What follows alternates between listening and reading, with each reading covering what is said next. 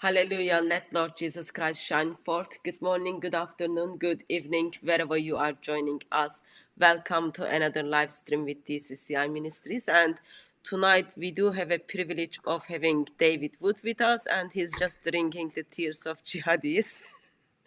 By the way, I got a different mug that you sent me. I don't like drinking out of it because I don't want to ruin it. But don't insult Aisha.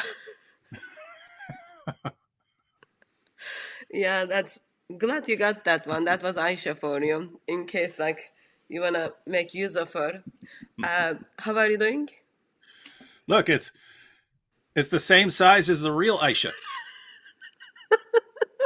I've got Sophia here. Can you pass me Sophia, sister? No, that's not Sophia. Sophia is the one. That one, yeah.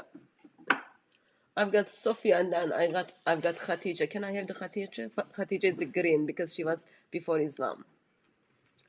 So I've got Khatija here. She's like wearing colorful because before Islam. Mm-hmm. And then I've got Sophia here. She's working very hard. And then you got Aisha saying,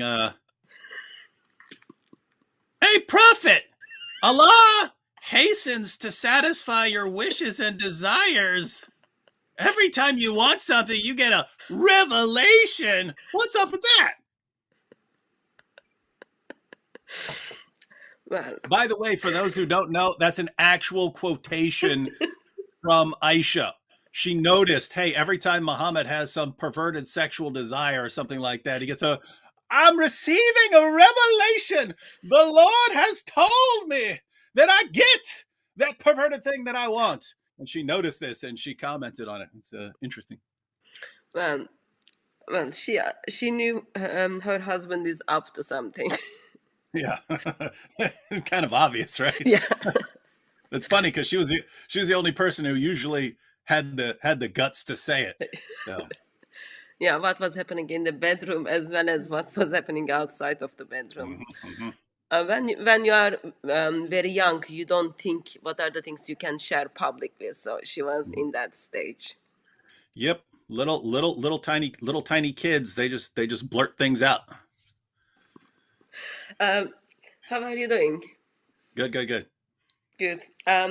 So those of you who are joining us in the chat, what we will be doing is tonight we will be just looking back this year on Islam, maybe also on freedom of speech, what's happening in the world.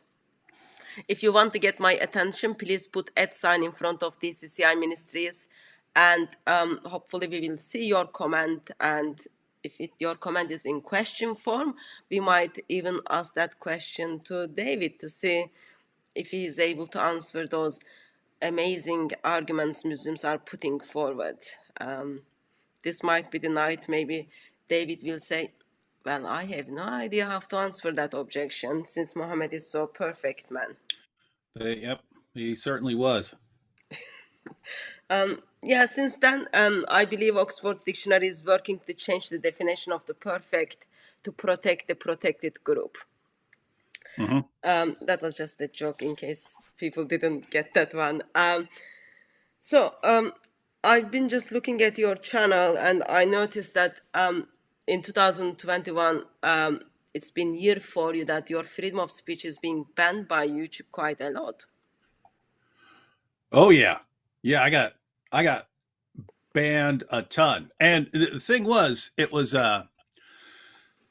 I would almost always win the appeal. Like but it was like every week I was getting banned for something, and then I would appeal and I would win it. But sometimes they take a week to get back to you on the appeal. Sometimes they get back to you like an hour later or something like that. And so, but yeah, it was just, I was already in a situation where like I was staying up all night and sleeping during the day. And so as far as recording, because I'm at the end of my bedroom right now. The bedroom's that way. My bed's right on the other side of this computer. So for my wife to be sleeping and so on, I can't be in here and recording. So I had like a small window of space to actually record and so on. And just with the constant bans, I'd be like, I guess I'll record tomorrow. I guess I'll do something tomorrow. And so for a long time, I was just like, let them sort out this banning situation, because what they did, because of COVID, they didn't have people working in the office as much.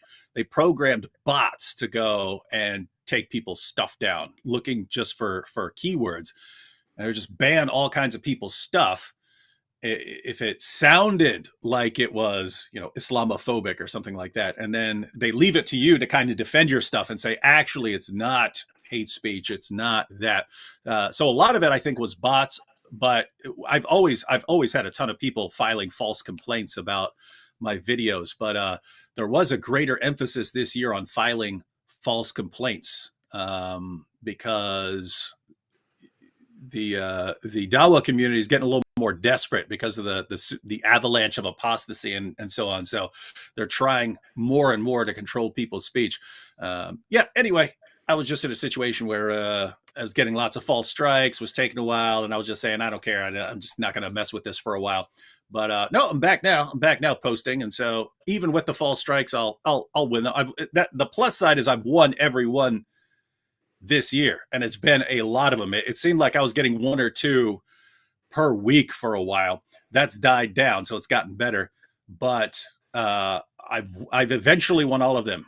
Most of them I won on appeal, and then the ones I lost actually won once people complained on Twitter, and then they took another look at it and fixed it. So I think I've won all of them this year eventually. But yeah. I do follow not all of, but most of your work, and all I am observing is all you are doing is mainly giving quotation from Islamic sources. Why do you think giving quotation from Islamic sources is hate speech now? Yeah, well, it's not. It doesn't fit. It doesn't fit YouTube's definition of what hate speech is. But many in the Zakir Naik and Dawa community and so on regard it as hate speech because we're using it to criticize Islam. But they can't just say, hey, this is, offensive stuff. So what they'll do is they'll complain, oh, this is making us feel threatened because when he criticizes Muhammad, that's like violence, which if you think about it, that's the way it is in Islam, right? If you say someone else has a false religion, that's a call for violence against them because Islam calls for violence against people of other religions. And so it just seems to be built into their mindset that when you're criticizing their religion, you're calling for violence against their community because that's the way Islam is. Guys, get it through your heads.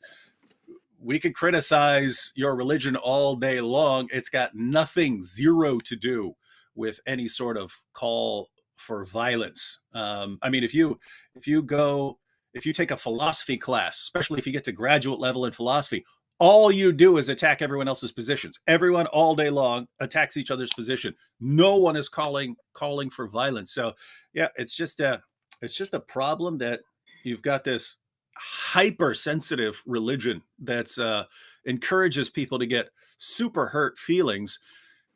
And yet at the same time, that super hurt feelings religion also has the most ridiculous profit in history. Like if you made a list of every stupid, ridiculous characteristic a false prophet could have that would prove conclusively that he's a false prophet, if you made a list like that, Muhammad had all of them. Muhammad had every possible feature. I mean, you're talking about a guy who, he's the one who said he was demon possessed.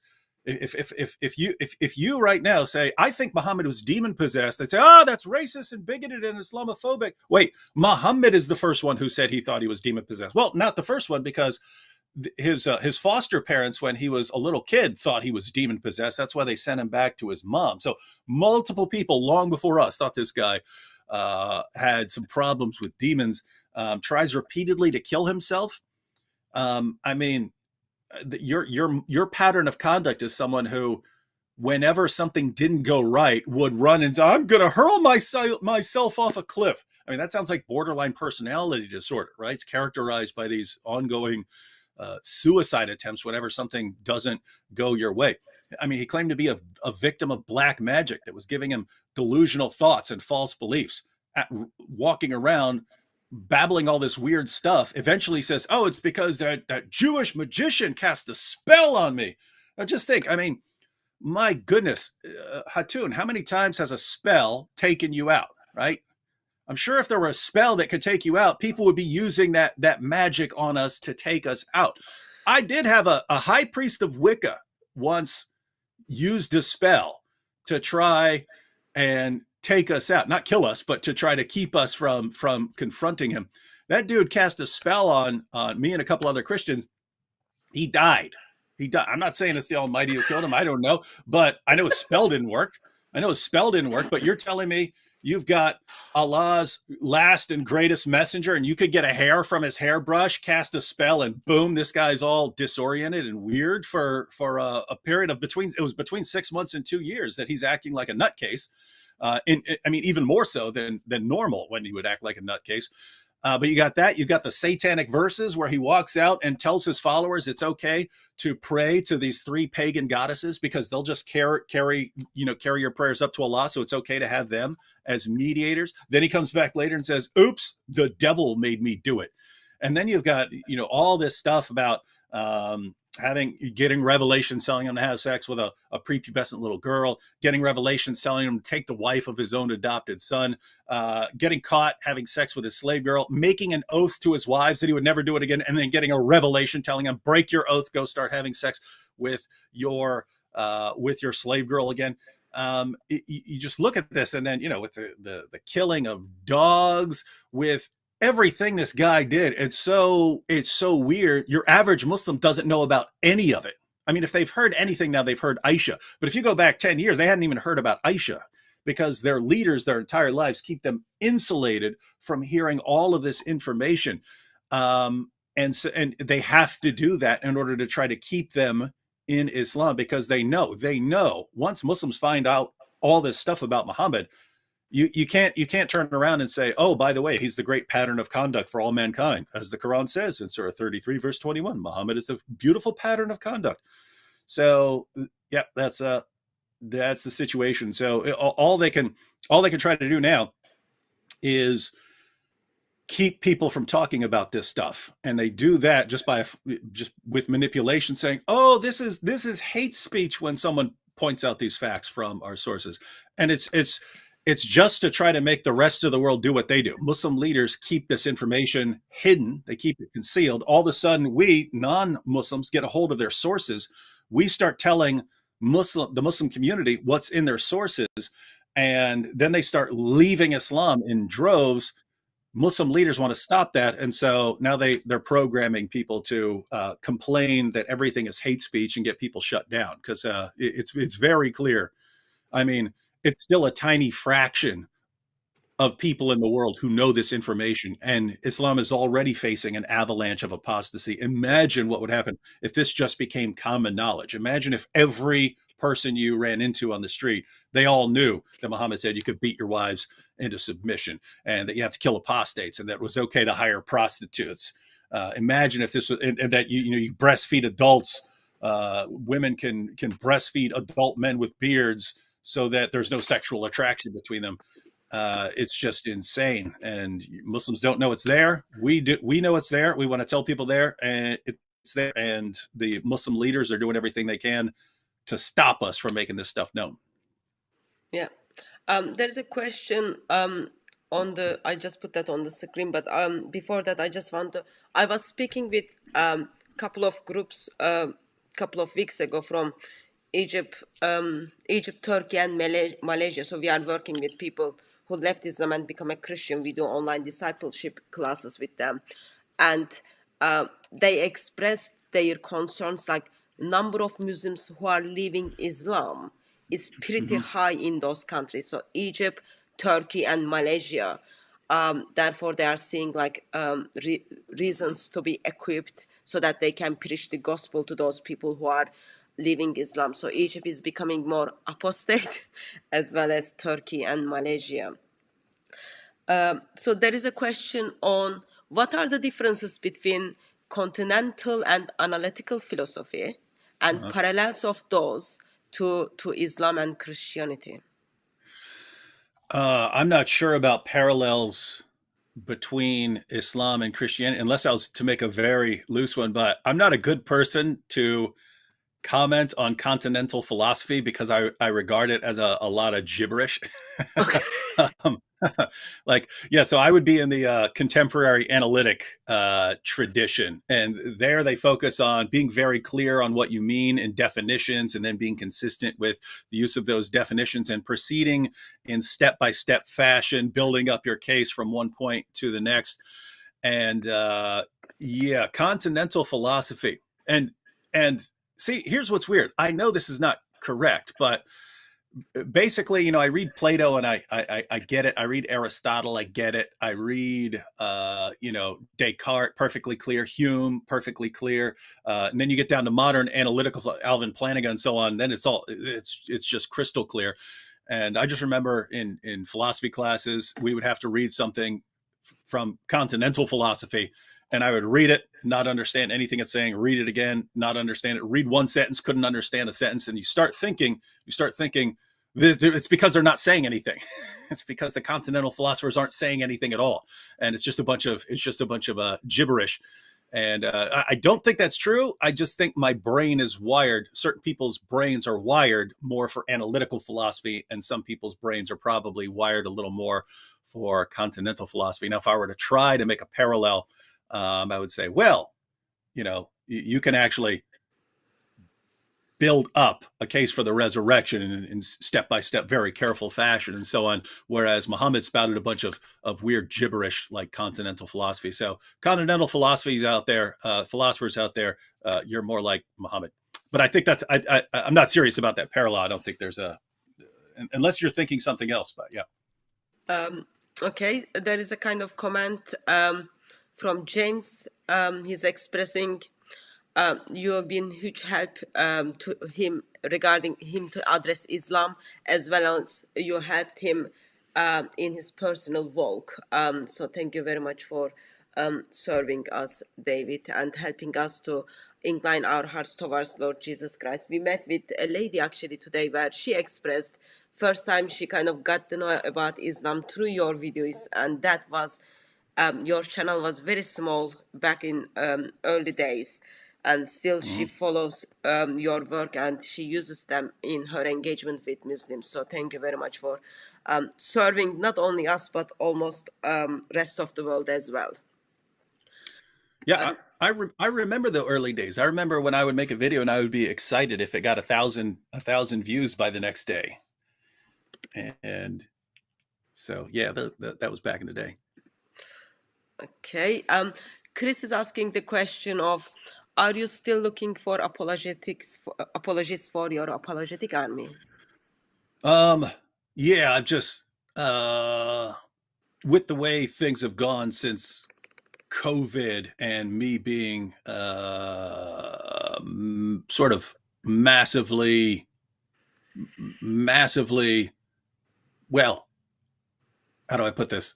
I'm not in a position most of the time to be interacting with people because I'm asleep during the day and awake during the night. So I haven't been able to organize much, but things will work out. Yeah, we are gonna do that. And again, the project we were actually about to start it completely. I posted the first video, but the project we were talking about a couple of years ago was putting out a series of 50 videos dealing with Islam and Christian apologetics, and people were going to translate them and re-record them in their own language. So not just adding subtitles, people are going to re-record them in their own language. A ton of people from countries all over the world saying they would be happy to do that in their language. And then yep, I don't even remember what happened, but I mean, whatever happened, it was on me. I dropped the ball on that one, but we'll get back to it. We're definitely, that's one of the things I want to accomplish before this old chunk of coal, as Norm Macdonald would say, before this old chunk of coal heads off into the great yonder. Yeah. So there is a kind of just how would you respond to Muslim or Muslim missionary? In this occasion, it's Muslim missionary, when they simply says, yes, we trust Bukhari, we trust Muslim, but we don't trust them 100%. They are not authentic 100%. What would you say to them when they do cherry picking when it comes to Islamic tradition? Yeah, I mean, I would agree with them. So you'll have Muslims who treat Bukhari and Muslim as good as gold. Then you'll have, you know, people on the different side, like you'll have Shias and so on, who you can't trust. You can't trust those sources. There's too much Aisha, too much Abu Bakr involved, and so on. So don't trust those sources. Um, so you'll have people who think it's as good as gold, and people who think you can't trust it at all, and then you got all the people there in the middle. And so if you have some good reason for not trusting something in Bukhari, like, you know, Mufti Abu Layth will criticize things in Bukhari, but it might be, here's a reason I don't trust it. But the method you actually find most Muslims using is, I don't like that hadith, therefore I'm going to say it's not reliable. Yeah. And so the general response is, what are you talking about? I'm quoting Bukhari here. That's your best source. That's what you guys tell me is your best. I don't think that's their best source. I would say Ibn Ishaq is a better source.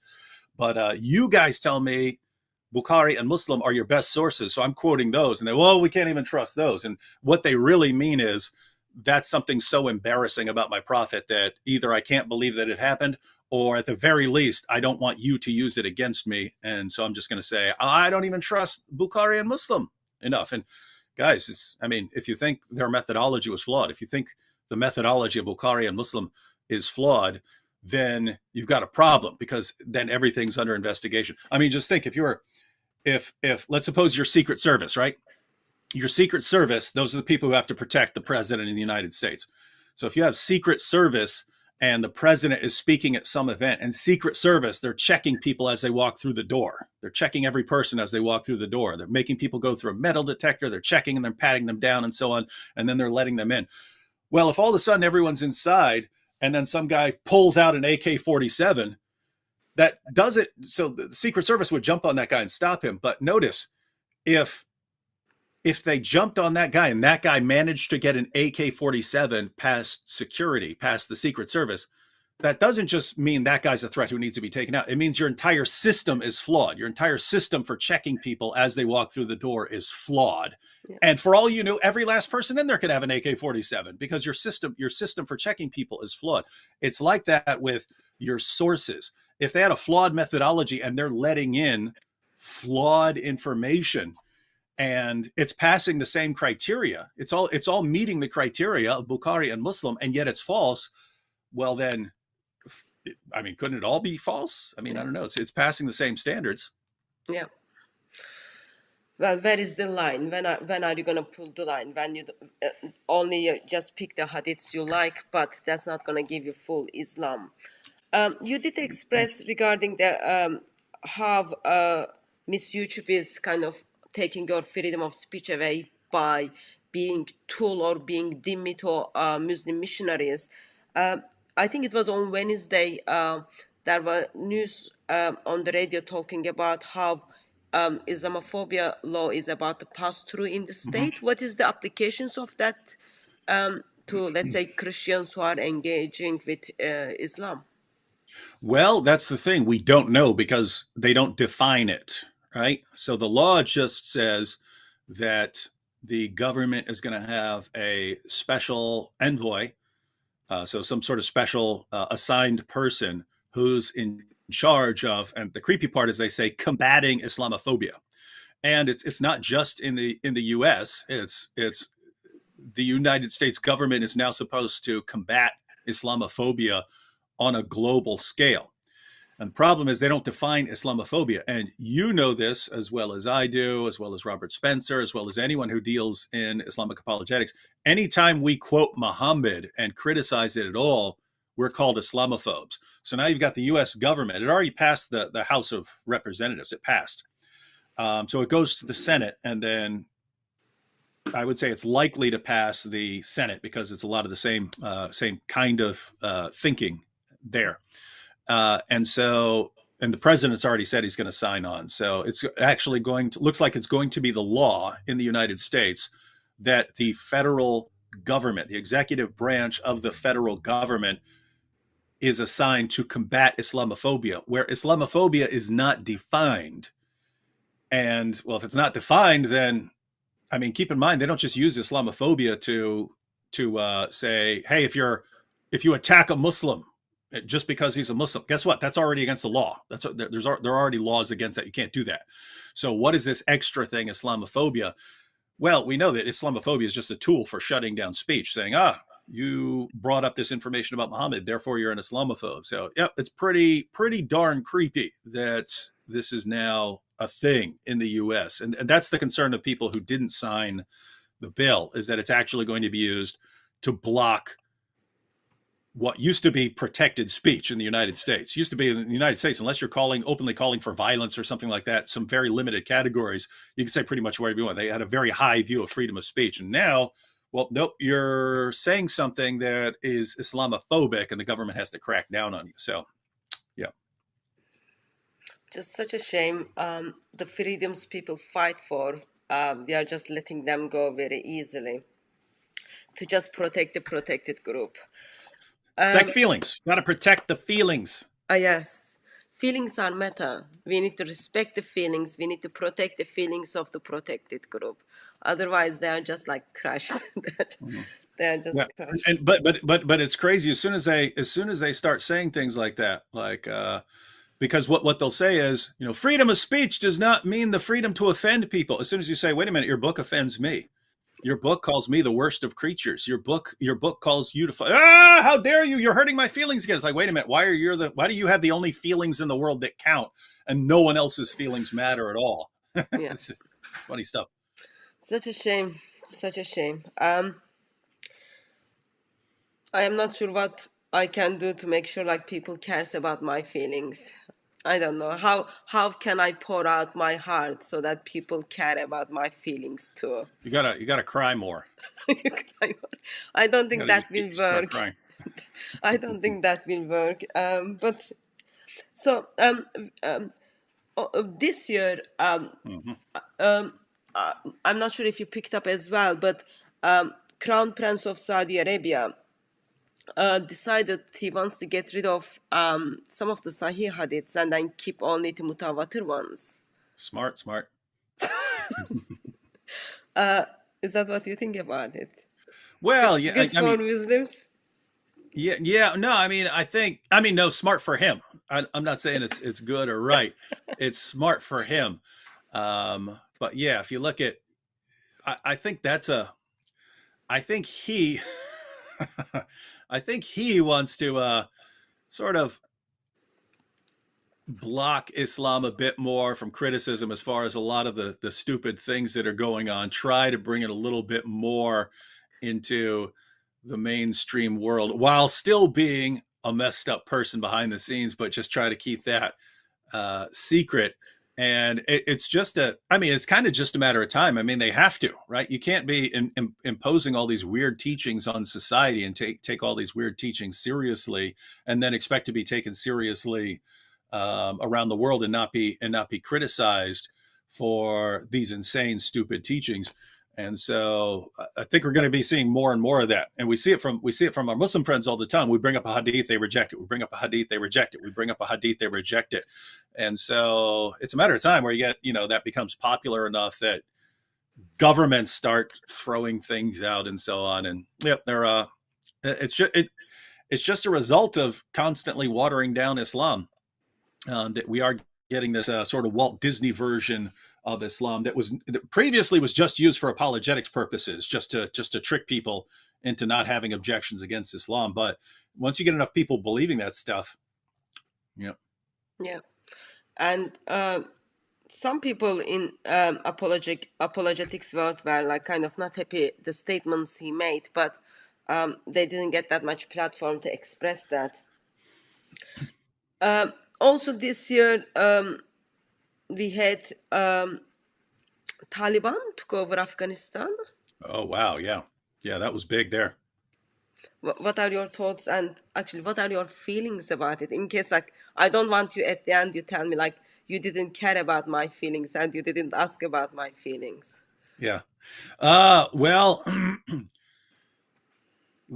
it's like it's a situation where the reason lots of people would be in favor of getting out of there is that you don't want these perpetual wars going on. You don't want, people. I'll give both sides. I'll give the side for getting out and the side for staying there. You could argue that shouldn't have been there or something like that. The thing is, okay, here's the situation we found ourselves in this year, regardless of what you think about the past and whether it was a good idea to invade and things like that. The situation we're in right now this year was we're in the situation where for decades now we've been in this country. Do we want to stay there forever? And the case against it, the case against leaving, got the case for leaving, the case against leaving. The case against leaving is, as soon as you leave, we know who's taken over. And it looked like it would only be a couple thousand people who would be required to stay there. And then you could basically keep the Taliban out of power forever with a force of a couple thousand people who are basically the backup for the Afghani soldiers. And the idea is the Afghani soldiers do not function well on their own.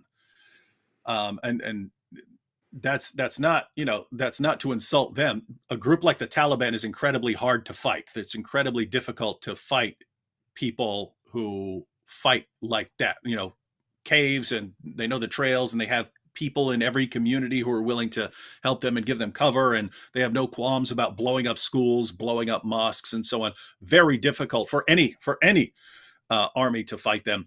And so the case was, well, with a couple thousand people there acting as backup for the Afghan military, you could keep the Taliban out of power indefinitely. So that's the idea there. The case for getting out is, do you really want to just keep sending U.S. soldiers to something that you're never going to win? Because some people would say, look, if you're going to fight a war, you fight it. Go ahead and fight it to win. Don't just, we kind of got our objective and now we're just gonna draw this out forever.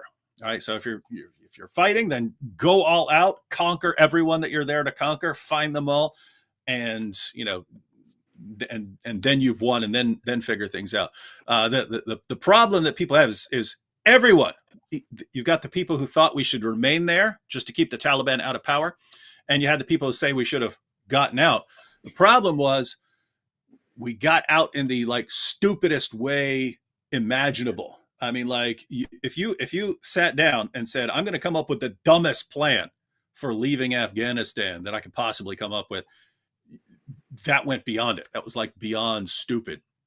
I mean, I'm talking leaving massive amounts of weapons and vehicles. I mean, there are these videos of the Taliban trying to learn to fly these Black Hawk helicopters that were left behind.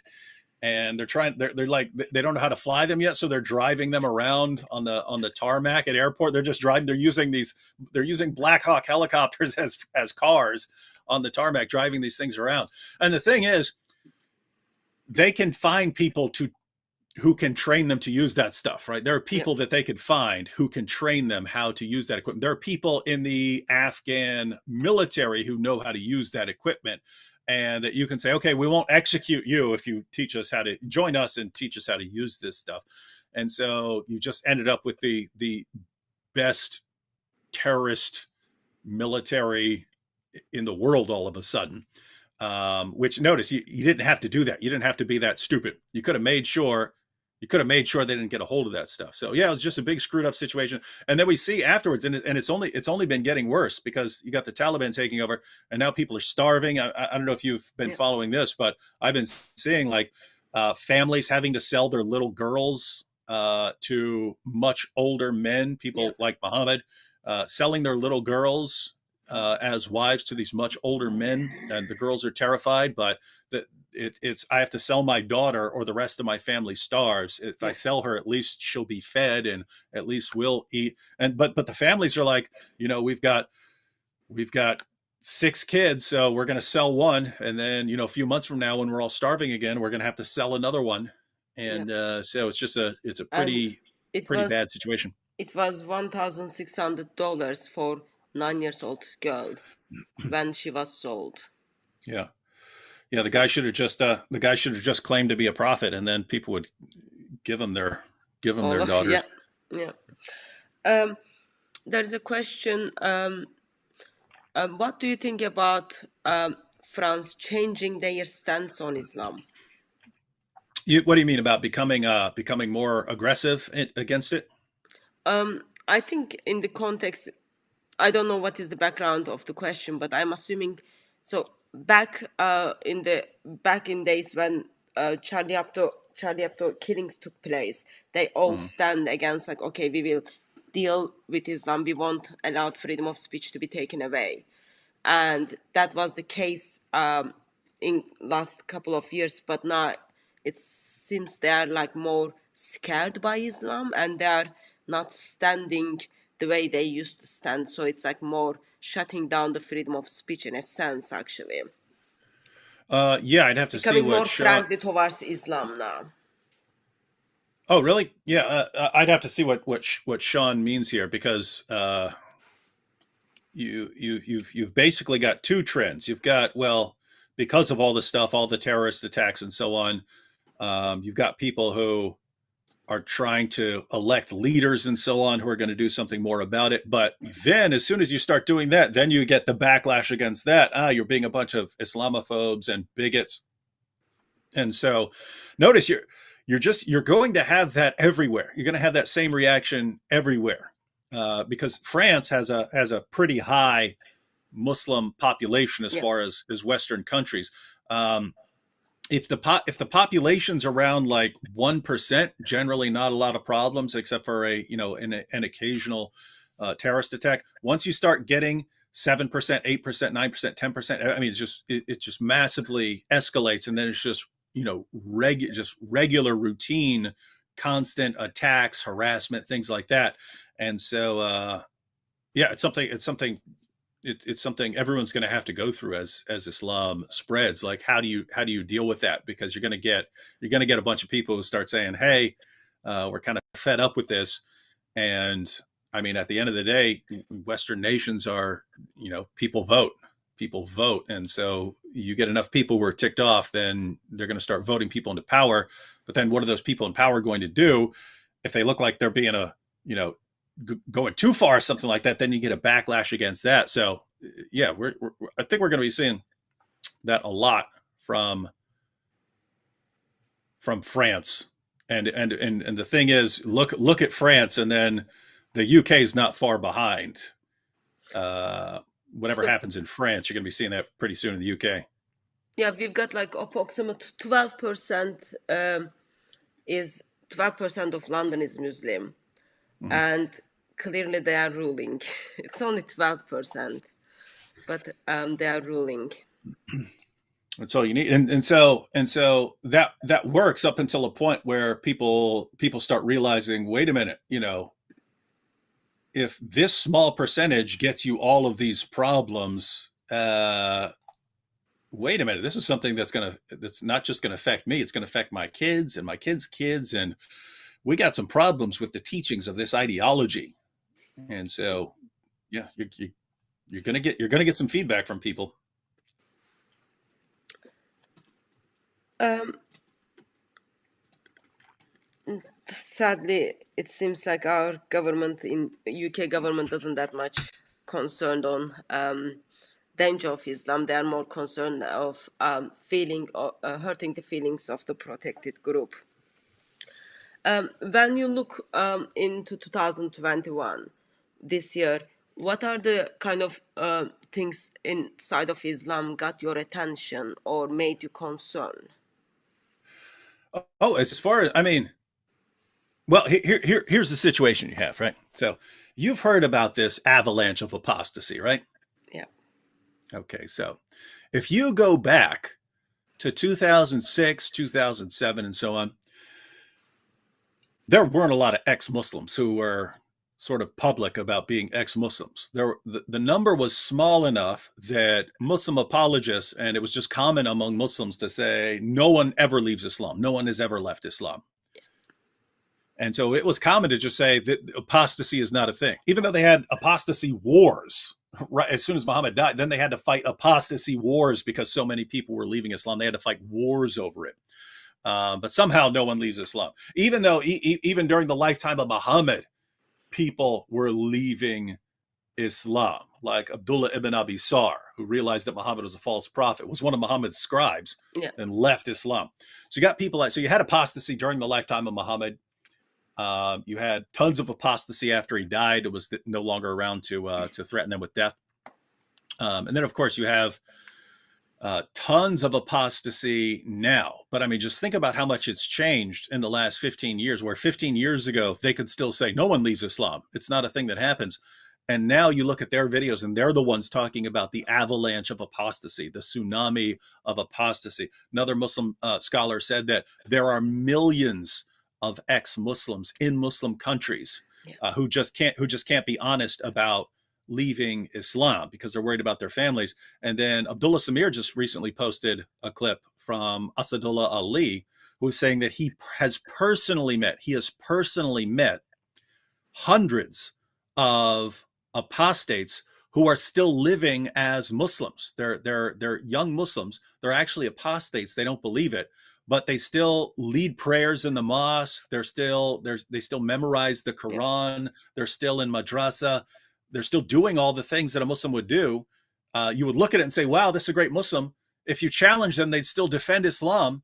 But it's all fake. It's all fake. It's all just because they're scared of, their family's reaction, or they're scared of the reaction of their community or their imam. But they're confiding in him behind the scenes. Yes, I'm actually an ex-Muslim. Now, if he says personally he knows hundreds of these people, think about how many people don't confide that to him. Yep. Like they're ex-Muslims. They don't tell anybody. They don't tell this random guy who shows up. So you're talking, this guy's probably. It's basically every Muslim in every mosque. There's probably apostates all around you, and you just don't realize it because they're just going through the motions. And that's true in Muslim countries around the world.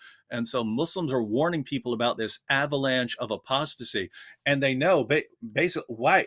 How did things change so much in the past decade that now we've got this avalanche of apostasy? So that's been sending them into panic mode.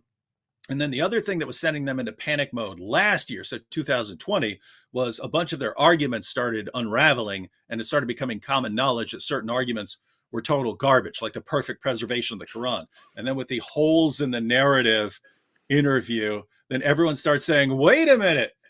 I mean, it's a pretty straightforward question. Yasser Qadhi, has the Quran been perfectly preserved or not? I don't want to talk about that. Wait a minute. Why don't you want to talk? I mean, that should be the main thing we want to talk about. The perfect preservation of the Quran. Tell us about the perfect preservation of the Quran. We should not be having this conversation here. This is a bad conversation. Don't push me. Don't push me on this. Right? And it's like, wait a minute. And then everyone sees that and they start realizing, wait a minute. You guys have been lying to us the entire time. Scholars have been lying to us, talking about, and keep in mind, that was Yasser Qadhi. Yasser Qadhi is one of the main ones who's been lying about this for years. You can look at video clips of Yasser Qadhi that are made for a popular audience, that are made for dawah purposes. Yeah. And he says, perfect preservation since the time of Uthman, right down to the letter. Not a single letter's difference since the time of Uthman. Does he know that's a lie? Yes, 100%. Because if you look at his talks that are made for who he calls students of knowledge, people who are studying and who are going to look at manuscripts and find all these differences and so on. He says, yes, if you go to different parts of the world, and you're familiar with this, if you go to different parts of the world, you find different Qurans. You find different Qurans with different letters, different words, and so on. And so basically the Muslim community is, wait a minute, you've been telling us our entire lives, perfect preservation right down to the letter. Now we're finding out it's all a lie. It's all a lie. If you've been lying to us about this, what else have you been lying to us about? And so then you had the arguments start to unravel. And so that was the situation last year. They're concerned about this tsunami of apostasy, and they're concerned that their arguments are starting to fall apart. Then we get to 2021, and the question is, what are you going to do about that now? What are you now going to do about that? Islam is falling apart. What's clear is you can't keep doing things the same way you did them before. The way we've been doing things before in the past, it's not working. Islam is crumbling. So we need to change something up. And I've seen two different ways of doing things this year. I've seen two things happen this year in 2021 that are sort of the main trends in Islamic apologetics, in Islamic dawah, to try and deal with that. And one way of dealing with things is to say, well, the reason Islam is crumbling is because we're not preaching true, authentic Islam. We've been preaching a watered down, whitewashed Walt Disney version of Islam. Of course, that's not spreading. It's not true. And of course, Allah's not going to bless us. Allah's going to punish us. He's going to punish us for preaching this false Islam. So there's no way we could take over the world and subjugate people with this false version of Islam we're presenting. And so we need to present a true version of Islam. And so then you have the rise in popularity of people like Daniel Hakikachu, who acknowledges, yes, of course you beat women into submission. Of course you do. They need that. It's good for them. Of course, Muhammad and the early Muslims took sex captives, and you had to. So many people are dying that they needed those sex slaves, and they needed to have sex with their sex captives and so on. So he's taking all these things that for decades, Muslim scholars and apologists have told us that that's not a thing in Islam. That's a lie. And he's being honest about it. What's the penalty for leaving Islam? Death. Just 10 years ago, if you said that to any Muslim apologist, what's the penalty for leaving Islam? There's no penalty for leaving Islam. What are you talking about? What about all these commands to kill people who leave Islam? No, that was saying that if they leave Islam and then they go join another military and then they come and attack you, you defend yourself against that apostate. Wait a minute. Why would you need a command about that? Obviously, if an army's attacking you, you could defend yourself against it. What's the command for killing the apostate? And so, but just 10 years ago, almost any Muslim apologist or scholar you talk to would say that. We were called bigots and racists and Islamophobes for saying that Islam promotes wife beating, for saying that they would take sex captives, for saying that there's a death penalty in Islam. For saying any of these things, we were called racists and bigots. Now you've got Muslim apologists saying, yes, it's all true. And Muslims are saying, alhamdulillah, you tell those kuffar that this is the truth about Islam. And so now you've got tons of people admitting it and saying this is true. And the reason this is now becoming popular is, again, we have to change something.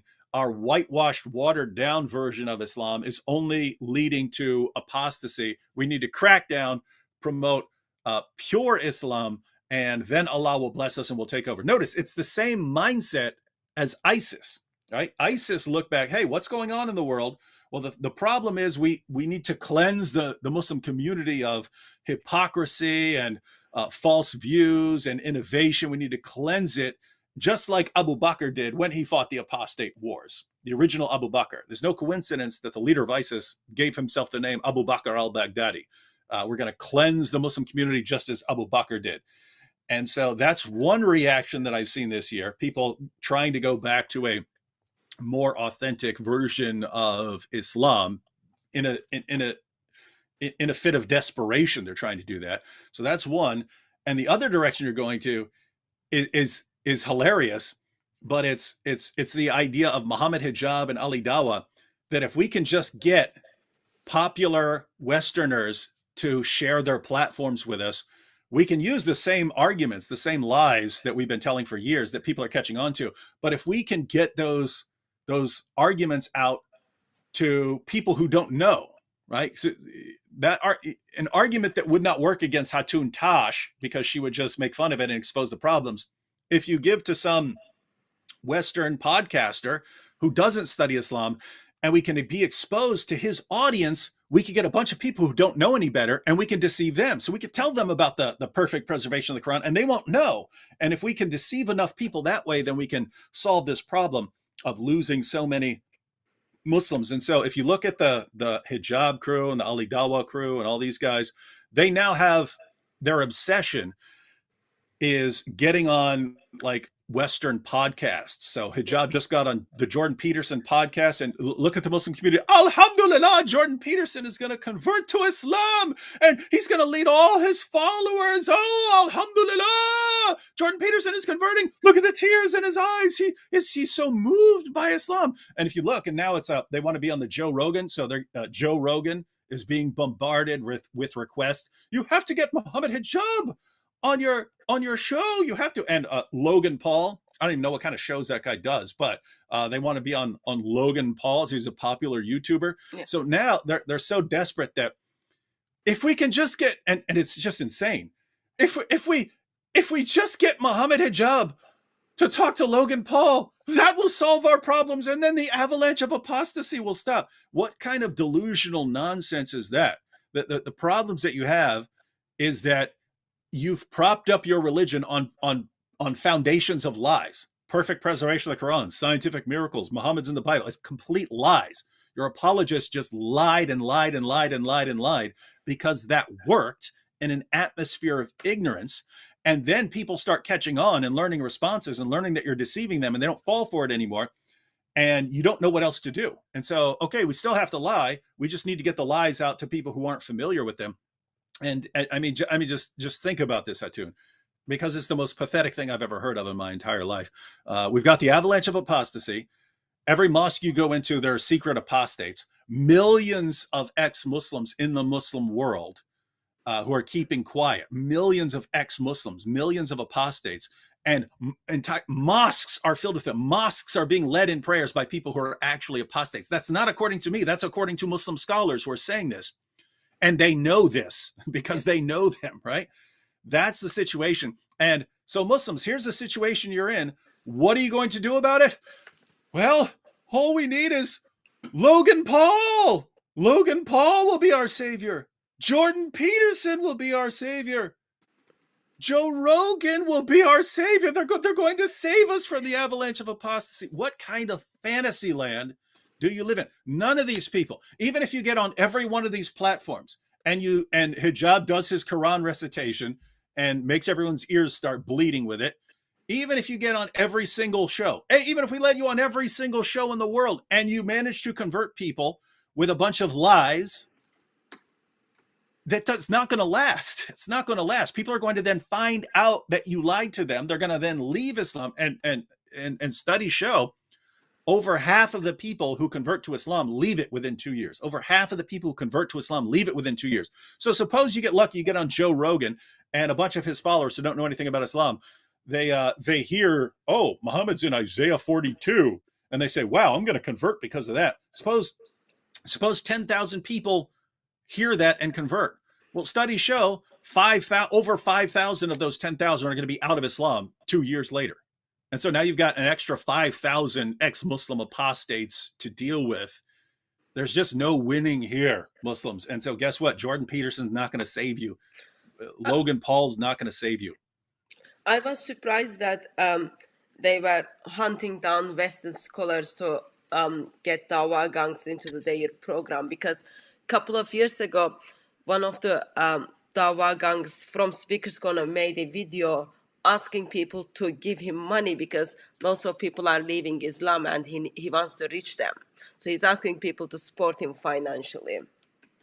And the other one, the Islamic Dawa gangs who is behind the holes in the narrative, part-time stripper. I call him part-time stripper. That's what he's been doing these days.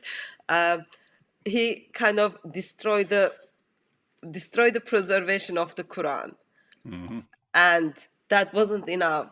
He interviewed someone who was completely disagreeing with Islam when it comes to identity and work of Lord Jesus Christ. And now he's still asking Western scholars to save Islam. I just find that's very disturbing, because they made lots of money from people in the intention they are going to reach ex-Muslims to make sure they come back to Islam, or people who are doubting their faith, they stuck in Islam. But it seems no, that didn't work. Therefore, yes, Western scholars are our savior. Mm-hmm. Yeah, and really, it's, I mean, think, because if you were to sit back and say, here's my idea, we're going to go to all these Western bloggers, these popular bloggers, and we're going to go to these Western scholars, we're going to get Bart Ehrman, and they're going to somehow save our religion from falling apart. That would sound like the most idiotic plan in the history of humanity, and yet it's the strategy now. The reason it's a strategy is there's nothing else they can do. They have no plan B. Plan A was just keep lying and making stuff up until Islam takes over the world, and then no one can challenge it, and you can't speak out against it because you'll be beheaded. So that was the plan, and now it looks like it's falling apart too soon, and they don't know what to do. They don't know what to do about it, and so, well, let's find people who can help us deceive the community. But the idea that that's going to stop the apostasy is just ridiculous, because I mean, are you seriously thinking, oh, a Muslim finds out that Muhammad had sex with a 9-year-old girl and took the wife of his own adopted son and got caught having sex with a slave girl, and Allah commanded him, nope, you go back to having sex with that slave girl after you swore an oath to your wives that you would stop. And the suicide attempts and all of these things, once you find these out, do you really think, oh, but Muhammad Hijab recited the Quran to Jordan Peterson. Oh, I guess I'm just going to stay in Islam and not have these doubts anymore. It's ridiculous. It's insane. But this is a great time. I mean, there's never been a better time in history for Muslim da'is to make their careers, because the community is so desperate. Their community is so desperate that they know there's this avalanche of apostasy happening, that they know their kids who are leading prayers at the mosque may actually be undercover atheists. Yeah. And they're in a panic. And so what's the solution? We need Zakir Naik. We need Ali Dawa. They're the only ones who can do something about that. So let's all support our Dawa guys. And so this is a great time. As long as you tell the Muslim community, guys, I'm the one who's going to stop people from leaving Islam. I can stop them. This is your time. And so Dawa is going to be really, really popular for probably 2022. Eventually, people are going to realize, wait a minute, these guys keep saying that they're going to fix the problem, and the problem's just getting worse. So yeah, I don't know what they're going to do then. I was in a mosque yesterday where I was simply asking basic questions, and then they passed me to the trustees of the mosque, and then they passed me to Imam. And then at the end, they just said, just send us your questions in email. We will reply to you. And then they give me a couple of names for me to go and check it out so that I can learn more about Islam. Zakir Naik, Abdurrahman Green, Yusuf Estes, Mohammed Hijab, Ali Dawa, and Yasir Kadim. Yeah. And then they went to YouTube, and then they're kind of searching those people to give it to me. And then I said, oh, I recently read Yasir Kadim's book. He doesn't believe Quran has been perfectly preserved. Is that like normal? Muslims don't believe Quran has been perfectly preserved. And then he says, no, he never says that. I am sure you misunderstood him. They are going to kind of get me some videos where Yasir Qadi expresses half Quran preserved to the dots. So I'll turn up next week to get their evidence. Yeah, and by the way, what you were just talking about right there, it's exactly what I'm saying, right? It's you're raising questions. They don't have any answers. Yeah. They've been trained to think, but our Dawa guys can answer this. Our Dawa guys have the answers, and so they're our saviors. And this was years ago. This was maybe 2009 or something. So it was before people knew. It was before most people knew who Nabil and I were. But we went to ISNA, the Islamic Society of North America. We went to their national convention, and that's where the MSA also that's the student wing. MSA, the Muslim Student Association. They were having their meetings, and they were having their meetings. It was called Dawa Task Force, right? So they're training in Dawa. Yeah. And so me and Nabil go in there. We sit down, and we're watching the Dawa Task Force training, and they're explaining how to. You tell them your book has differences in it, but our book perfectly preserved right down to the letter. And the guy who's doing the training is also one of the guys behind the Why Islam campaign.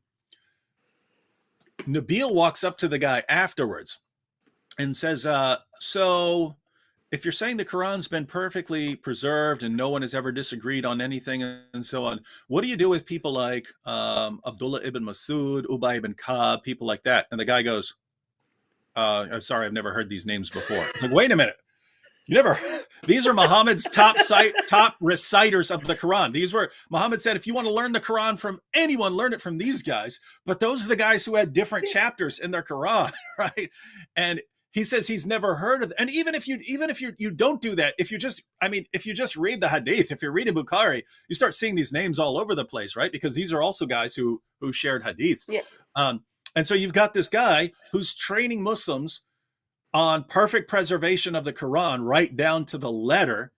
And so, but he has no clue what he's talking about. Yeah. He has no clue what he's talking about. And what was amazing is at the end of all that, the guy says, Well, I'm sorry, I can't answer your questions because I don't know these things.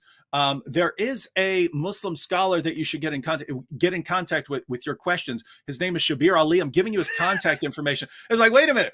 So this is the guy that Nabil was sent to where he could ask his question. Notice these guys. This is the Dawah Task Force. This is the Dawah Task Force. This is the guy who's training people in Dawah to use these arguments. He doesn't actually know anything he's talking about. And even when you question this guy on the basics of the basics, what about Abdullah ibn Masud? He has to say, go to Shabir Ali. But what does Shabir Ali say now? He says, yes, if you go to different parts of the Muslim world, you find different Qurans, and it doesn't really affect the meaning, but yeah, there's differences in the Quran. So it's just amazing that they have all this confidence in their apologists who are supposed to, they're going to defend what these guys are saying, when their apologists are now being forced to admit, guys, this is lies. We lied to you all these years. And so, yeah, they're in trouble. They're in trouble. I know personally over 40 individuals who left Islam and become a Christian just because of the holes in the narrative videos. That was like numbers I kept. After that, we still had people, but that was the numbers I kept. Just add what you said is, so as a Christian, sometimes we get scared or afraid engaging with Muslims or Dawa people with thinking, oh yeah, we can't answer their questions. We can't answer their questions. But what I'm seeing is, you expressed as well, Muslims don't know anything basics about their faith. They know how to attack your faith, but they don't even know basics about their faith. A Muslim who never heard Ubay bin Ka'b, that's disgraceful to humanity. But deep down, yes, they really don't know anything about their faith. Main reason, because they never been questioned. Therefore, it is our duty as a Christian to step in and help them to think about their faith, question their faith, and with that, we will preach our glorious gospel so that they can give up this false ideology.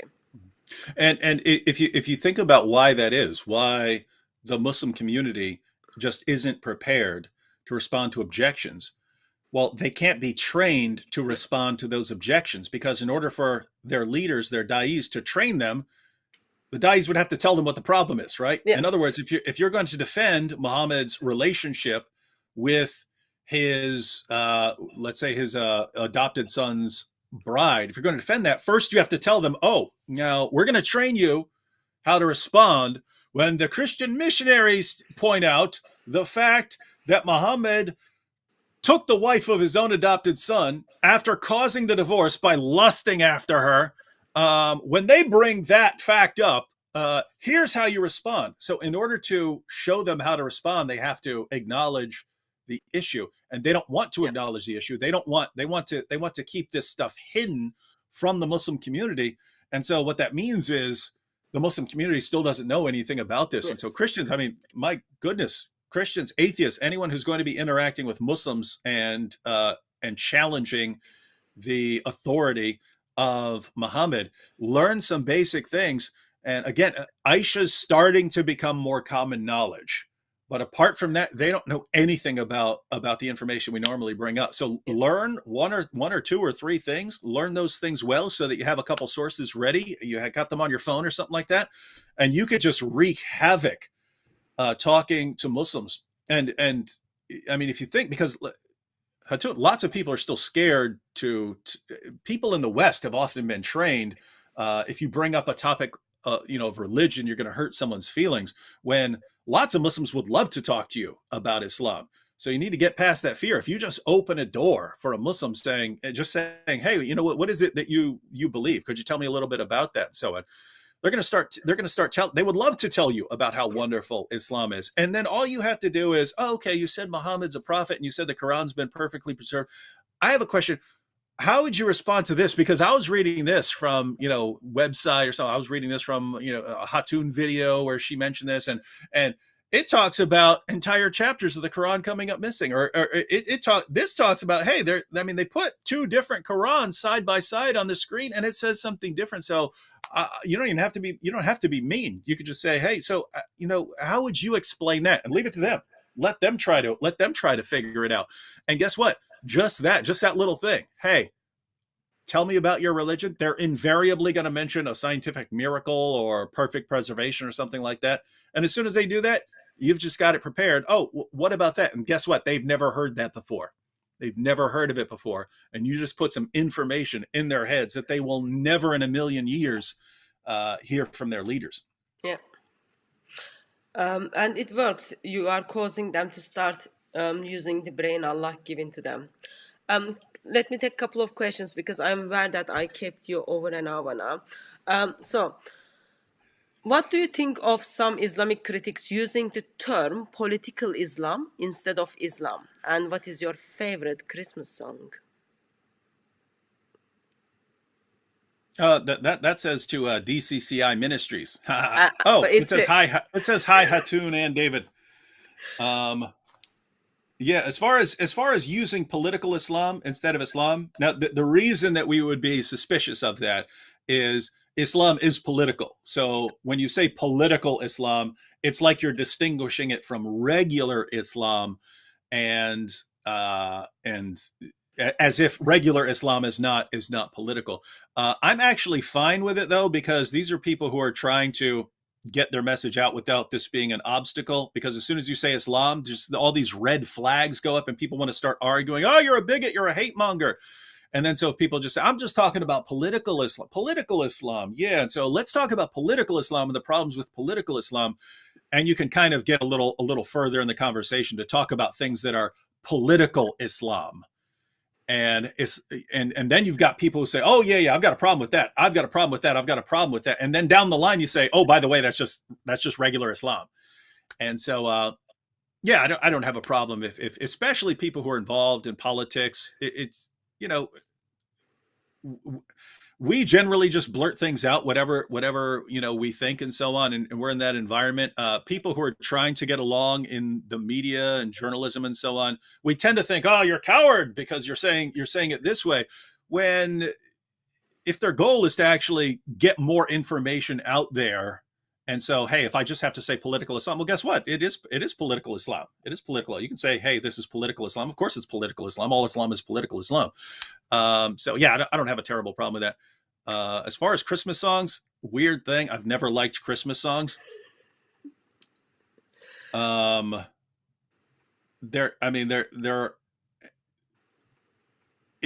a situation where every November, when I was a kid, I used to have to listen to the radio, right? We didn't have anything fancy. So I had a little radio and I would listen to the radio, but come November, they start just blasting Christmas songs 24 hours a day for an entire month.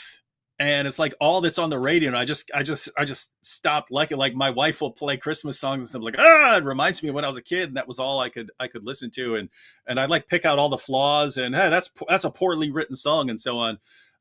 So it probably wouldn't be any of the traditional. It would like be Elvis or something like that. Oh, here comes the Santa Claus. Oh, here comes Santa Claus right down Santa Claus Lane, which is silly because that's about it's about Santa Claus or something like that. But yeah, I don't know. I've never been a fan of Christmas songs. Okay. You have a favorite cartoon? I don't do Christmas, so I'm not good with the songs either. For me, every day is Christmas, and I move on. So here's another question. When a Muslim says, where did Jesus say he's God, worship me? What is the best scripture to tell them? I've got a video on this called Where Did Jesus Say I Am God, Worship Me? And that advocates a certain approach.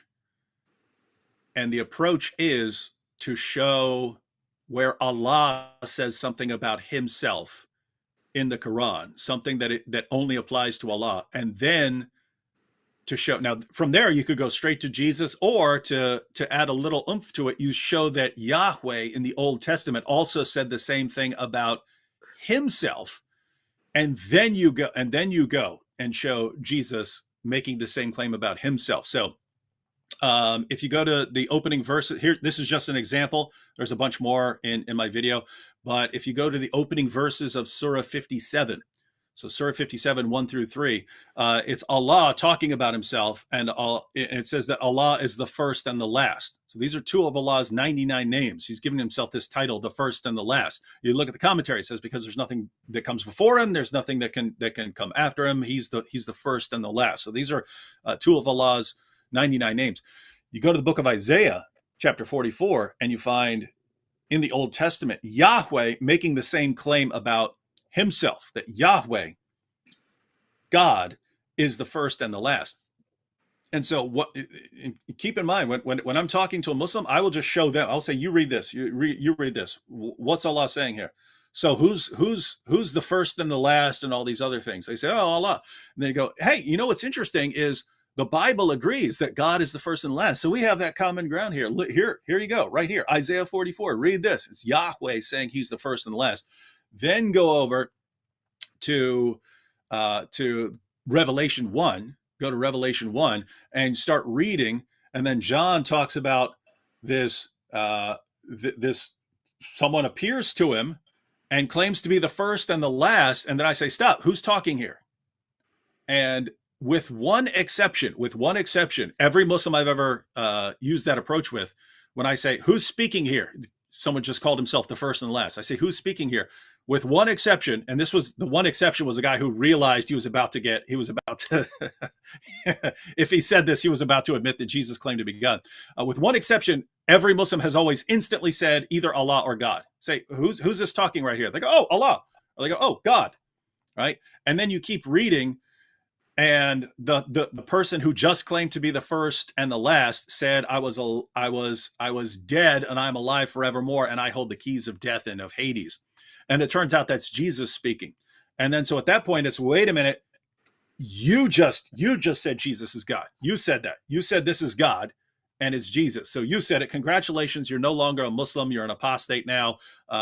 There's no forgiveness for shirk in Islam. So you need to be forgiven some other way. And so, hey, let me tell you the gospel, and you can sort of transition into it that way. So anyway, the point of all that was, you have the traditional proof texts that we normally go to defend the deity of Christ. But if you're talking particularly to Muslims, you can actually make a stronger case by going to some different passages where Jesus says the same thing that Allah says. It's not because we believe in the Quran or anything like that. It's this prevents reinterpretation.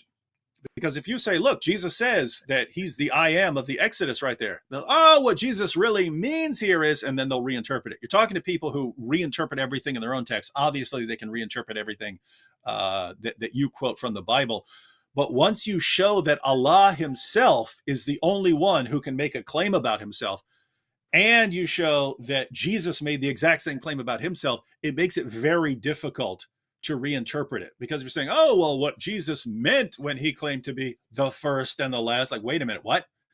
You're telling me Jesus, you're telling me a God's prophet who's doing everything he can to convince people that there's one God, and there's no partners with him. He just goes around claiming all these titles and attributes of God, but doesn't really mean them. He means something else.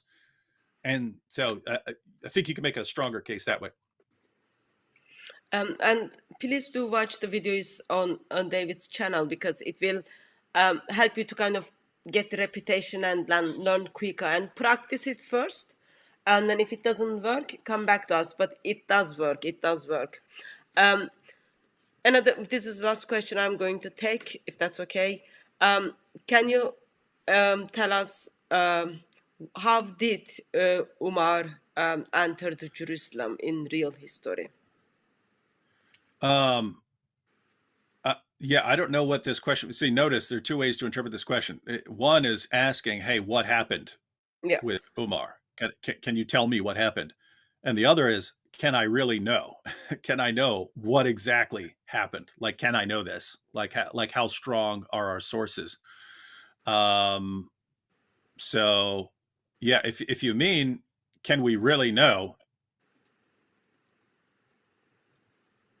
I'm not sure. I'm not sure about that, right? As far as the details. What I mean there is, I think you can make a good case that Umar entered Jerusalem. As far as the details, you are talking about some some fairly weak sources on exactly what happened. I mean, by the time they take Jerusalem, it sounded. I mean, that they seem to think that Muhammad was still alive during this time, even though Muhammad's already dead.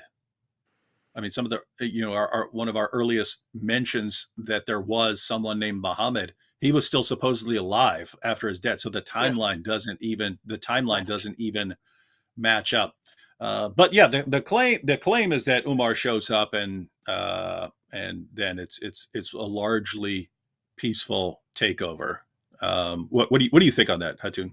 Um, I don't know actually fully how did Umar enter the Jerusalem, but I know that Islam is religion of pieces.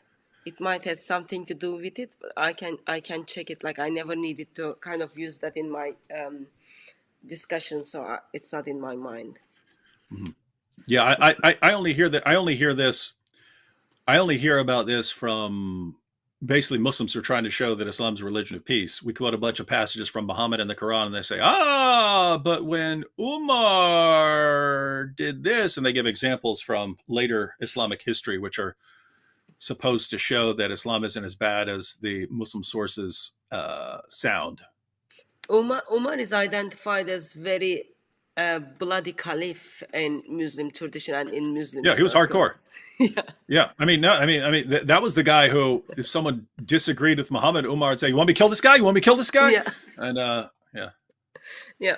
I think we will stop there because I kept you like nearly 1.5 hours. Thank you very much for Mhm. being with us, brother. Is there anything we can pray for you? uh, What's happening in your life? What are the things we can pray for? well, people can always pray for me if they want. We have ongoing situations with nursing. We have five sons, and two of them are special needs. They have a rare genetic muscle disease, and ever since COVID, it's been trouble finding reliable nursing. So, but I mean, at the end of the day, we're fine. We just have a situation where Marie takes care of them during the day. I take care of them at night, and I mean, we've done that. We've done that before. There's been other situations where we haven't had nurses and so on, and so we adapt to that. But does make it difficult to travel or to get a lot done during the day.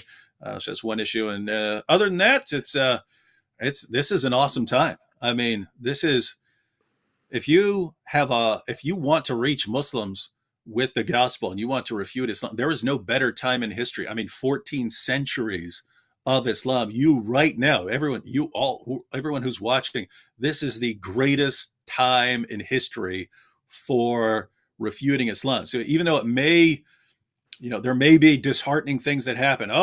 Congress just passed a bill against Islamophobia, and this social media platform keeps banning stuff as hate speech. Even though things like that may make you go, this sucks so bad. Do not lose sight of the fact that has never been a greater time in all of history to reach Muslims with the gospel and to refute Islam. This is the you are. If you think about it, I mean, previous generations, if you wanted to preach the gospel to Muslim, you had to go travel to a Muslim country, and if you were at all successful, someone's going to chop your head off for reaching Muslims with the gospel. And now you could talk to a Muslim in Pakistan or Saudi Arabia right now on on Facebook on your cell phone. It's insane. No one has ever had these kind of opportunities.